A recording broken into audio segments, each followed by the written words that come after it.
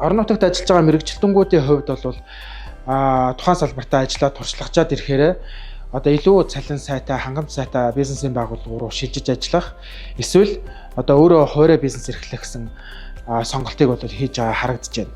За иймээс одоо салбар маань өөрөө ажиллах хүчний хомсдолд орж байгаа хүчин зүйлүүдийн нэг нь бол энэ байна. Зөвлөгөө үйлчилгээ үзүүлсэн байгууллагууд дээр жижигхэн судалгаа хийж хардж байхад бол 14-өөс 1 сарын хугацаанд одоо ажлаас гарч байгаа ажлагчид бол 60-аас 75% эзэлдэг. За 3-аас 6 сар ажлаас гарч байгаа ажлагчид бол нэг 10-аас 15% эзэлдэг. За нэг жилээс дээш хугацаанд ажиллаж байгаа ажилтнууд бол 10-аас 25% эзэлдэг.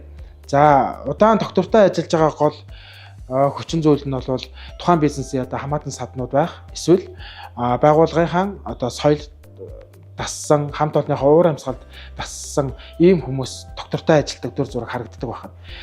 За зочлох үйлчилгээний салбарт бол зөөгч, тоогооч, зочин өгтөгч гэх мэт энэ ажлын байрууд бол хамгийн өндөр эргэцтэй байдаг байна.